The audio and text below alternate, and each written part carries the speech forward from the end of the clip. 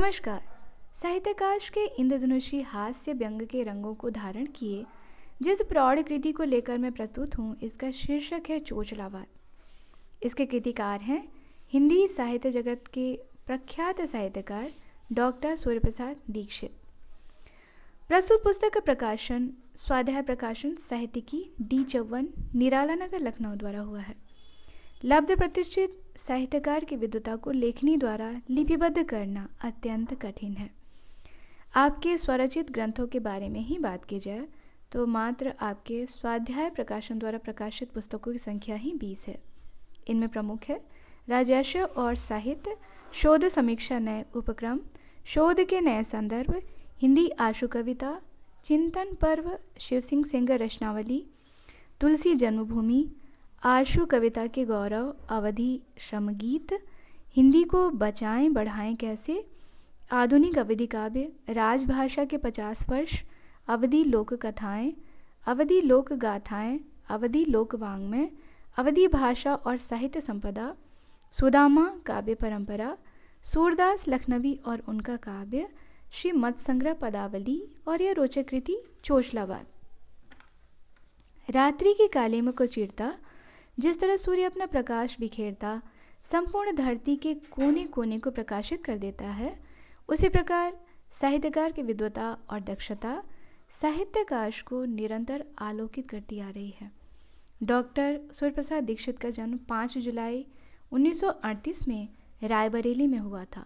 आपने हिंदी तथा आधुनिक भारतीय भाषा विभाग लखनऊ विश्वविद्यालय में विभागाध्यक्ष के गरिमामय पद को भी सुशोभित किया है।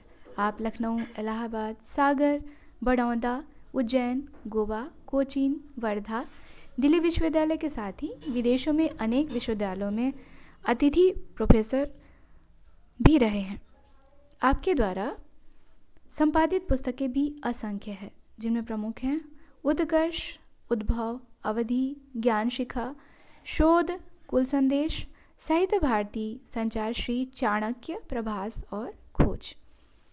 रचनाकार के स्नेहोपहारों की बात की जाए तो इनमें प्रमुख हैं उत्तर प्रदेश हिंदी संस्थान द्वारा प्रदान साहित्य भूषण सम्मान, दीनदयाल उपाध्याय सम्मान, साहित्य वाचस्पति उपाधि, इंटरनेशनल सेंटर कैम्ब्रिज प्रदत्त international man of the year 1998 से 2013, अमेरिकन इंस्टीट्यूट की महत्वपूर्ण उपाधि distinguished personality of the world 1998 से 2013। वर्तमान में आप राष्ट्रभाषा प्रचार समिति वर्धा के अध्यक्ष के पद को गौरवान्वित कर रहे हैं। 90 पृष्ठों का यह अद्भुत संकलन कुल 22 अध्यायों में विभक्त है।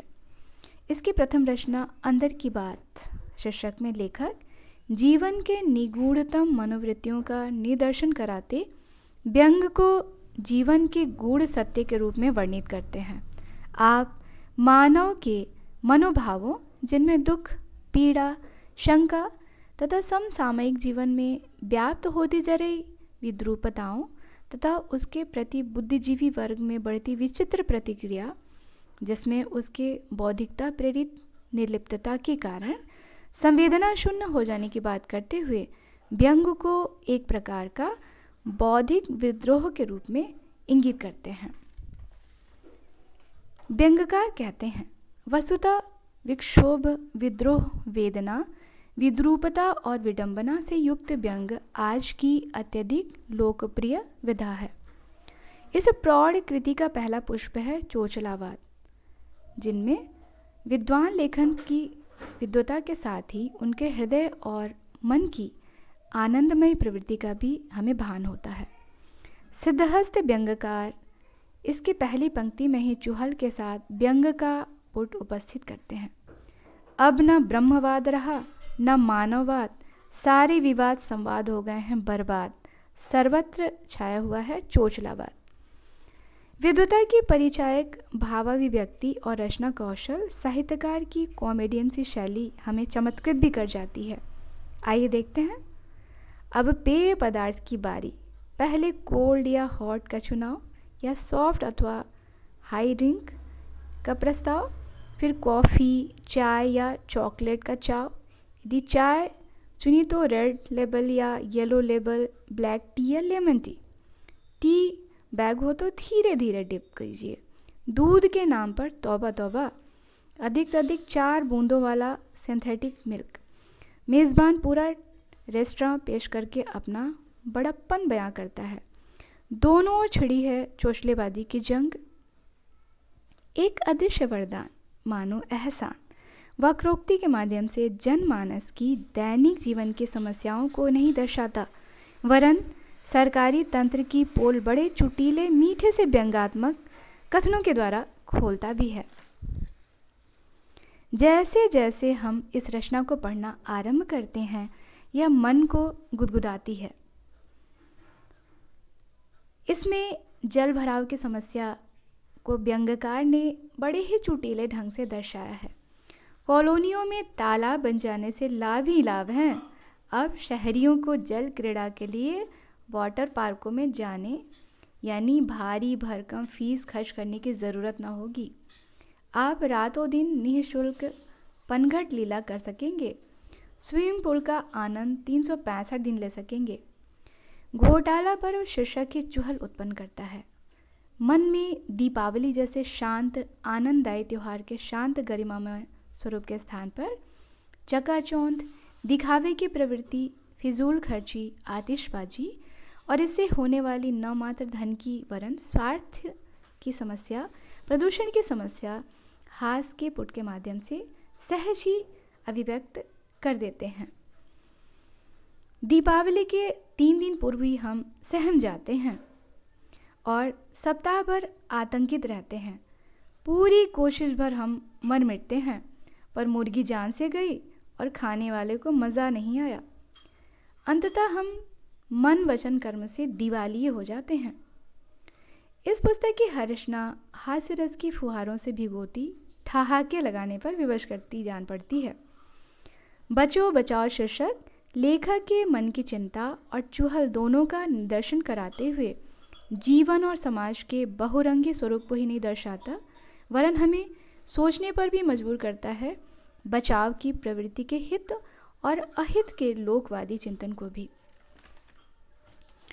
हिंदी भाषा की वर्तमान अवस्था के प्रति चिंता का भाव साहित्यकार की लेखनी के द्वारा यह आपकी राष्ट्रीय संपत्ति है में अभिव्यक्त हुआ है। भाषा इसका आधार बनी है। यथा हमारी राष्ट्रीय सरकार ने हिंदी को राष्ट्रीय संपत्ति की तरह सुरक्षित रखने की पूरी चौकसी कर रखी है।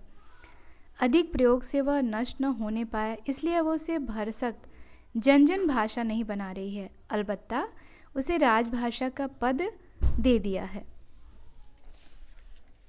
वर्तमान समय में संगोष्ठी सेमिनारों के प्रति लोगों की उदासीनता तथा चीफ विशिष्ट अतिथि की उपस्थिति हेतु किए जाने वाले दिखावे और आडंबर की प्रवृत्ति का बहुत ही सुंदर दृश्यांकन चीफ की आवक में हुआ है।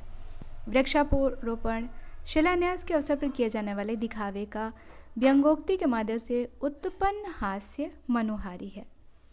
मंच संचालन में अव्यवस्था तथा दीप प्रज्वलन का दृश्य यथार्थ बिंब प्रस्तुत कर ठहाके लगाने पर मजबूर कर देता है।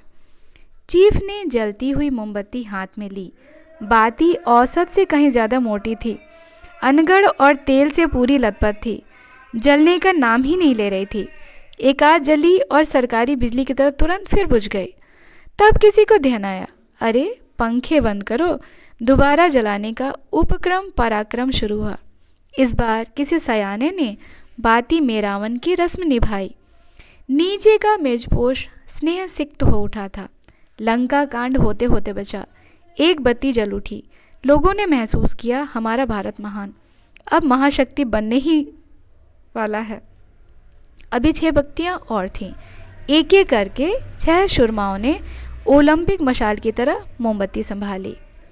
अर्थ अर्थात पैसे की माया का भ्रमजाल किस तरह शिक्षा की गुणवत्ता को प्रभावित करता है तथा इसके लिए उत्तरदायित्व कारकों जैसे शिक्षकों की स्वेच्छाचारिता, धनार्जन की प्रवृत्ति, शिक्षण स्तर में गिरावट, नकल करवाने की प्रवृत्ति, मूल्यांकन की अपारदर्शिता इत्यादि का सजीव यथार्थ प्रत्यक्षीकरण मौसम इम्तिहान का हमें भावी देश के कर्णधारों के प्रति चिंता का भाव प्रकट करता है। पुराना विज्ञान नया व्याख्यान शीर्षक कौतूहल की सृष्टि करता है। बहुत ही सहजता से राजनेताओं की प्रवृत्ति स्वार्थपरकता, अवसरवादिता के साथ शिक्षक और पाठ्यक्रम के साथ साम्य स्थापित कर विज्ञान के महत्वपूर्ण सिद्धांतों का भी राजनीतिकरण कर हास्य का पुट उपस्थित कर अंतर को झकझोरता भी है। अपने अपने कुत्ते पर सबको बड़ा नाज है वस्तुनिष्ठ परीक्षण का नया मॉडल जैसे शिक्षक समस्या पूर्ति के साथ चुहल भी उत्पन्न करते हैं। पहेलियों के माध्यम से आप हास्य व्यंग का पुट उपस्थित ही नहीं करते वरन नवीन शैली के साथ समस्याओं को भी दर्शाते हैं जो हमें सचेत भी करती हैं। इसी में वर्णित शीर्षक हेडलाइन निम्नलिखित रचना के मुख्य रस और अलंकार का नाम बताते हुए कुल विशेषणों की गणना कीजिए और इसके आलंबन और प्रसंग का अनुमान दीजिए। सदहस्त साहित्यकार की विद्वत्ता की झांकी प्रस्तुत करता है। स्थिति तनावपूर्ण किंतु नियंत्रण में उलटवासी की झलक देती है रचना सरकारी जुमले की सत्यता की पोल खोलती हुई संजीदा भी कर देती है हमें। अनेक समस्याओं और उसका निदान होने पर भी स्थिति तनावपूर्ण किंतु नियंत्रण में शीर्षक व्यवस्था की खामियों को भी दर्शाती है। इसी रचना में लब्ध प्रतिष्ठित व्यंग्यकार की चुटीली पंक्तियां हमें जागरूक भी करती हैं। भारत के इस दैनिक महाभारत में राष्ट्र हो गया है धृतराष्ट्र, बाकी जनता की आंखों पर है पारदर्शी गांधारी पट्टी। बुद्धिजीवी संजयोवाद शैली में जननायकों की गुणगीता किस्सा गोई शैली में सुना रहे हैं सत्ता के भोंपू बनकर। उत्तर प्रदेश बन रहा था शीर्षक अपने आप में ही दिवा स्वप्न जैसे लुभावने वादों की पोल खोलता है। गरज के साथ छींटे में व्यंग्यकार गरज के विभिन्न स्वरूपों को रूपायित करते कहते हैं। गरज का एक मायने है स्वार्थ। गर्जमंद क्या क्या कुकर्म नहीं करता, वह दूसरों पर किराए की छींटाकशी करता है, स्वयं डमी बनकर छींटे झेलता है, ज़रूरत पड़ने पर खुद छींटे टोकरी लादता है। गाय के संरक्षण इसकी हमारे लिए उपयोगिता, दूध गोबर गौमूत्र सभी की उपादेयता सिद्ध होने से गाय के प्रति बढ़ रहे श्रद्धा भाव का निदर्शन कराने के साथ ही हास्य व्यंग का पुट उपस्थित करते साहित्यकार गौमूत्र के पैकेट्स बिते जाने का रोचक बिंब प्रस्तुत करते हुए इसके ब्रांड तक बनाए जाने की बात करके हमें लोटपोट कर जाते हैं। इसी संग्रह की रोचक रचना है नाम की बलिहारी में नाम की गरिमा। नाम के नएपन के लिए रखे जाने वाले नाम लाइका जो कि रूसी कुतिया का नाम है और तस्करी नाम जो कि प्रतीक अपराधी प्रवृत्ति का है। इस अद्भुत पुस्तक का अंतिम पुष्प है रिटायरनामा जो हमें गुदगुदाता ही नहीं रिटायरमेंट के बाद जीवन के छोटे छोटे अनछुए पृष्ठों को भी खोल जाता है। आइए एक दृश्य देखें। घर आने पर अम्मा रुआसी होकर बोली, बच्चा सुना है रिटायर हो गए, मानो परास्त हो गए, बर्बाद हो गए या गत हो गए। शोक स्थायी भय है यहाँ, करुणा एवं जुगुत्सा का अवलंबन बन गया हूँ मैं, गुड फॉर नथिंग तो हूँ ही। इस तरह साहित्याकाश के जाज्वल्यमान नक्षत्र डॉक्टर सूर्यप्रसाद दीक्षित की कृति न मात्र इनके साहित्यिक व्यक्तित्व के एक नए स्वरूप को प्रदर्शित करती है वरन समाज राष्ट्र के प्रति चिंता का भाव भी प्रदर्शित करती है।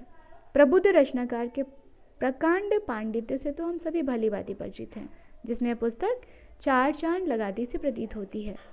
समाज की विसंगतियों, राजनीतिक, आर्थिक, सामाजिक स्थितियों में आए प्रतिकूल बदलाव के प्रतीक व्यंग के समस्त तत्वों का निर्वहन तो इस कृति में हुआ ही है। साथ ही इसके प्रमुख तत्वों व्यंग, कटाक्ष, हास्य और उपहास का प्रयोग रचना को रुचिकर बनाता है। प्रबुद्ध साहित्यकार की भाषा आपके भावों की संवाहिका बनी है और समय सापेक्ष विषयों की संवर्धक भी। यह कृति इतनी श्रेष्ठ है कि इसको बार बार पढ़ने का मन करता है, अतः इसका पठन अवश्य करना चाहिए।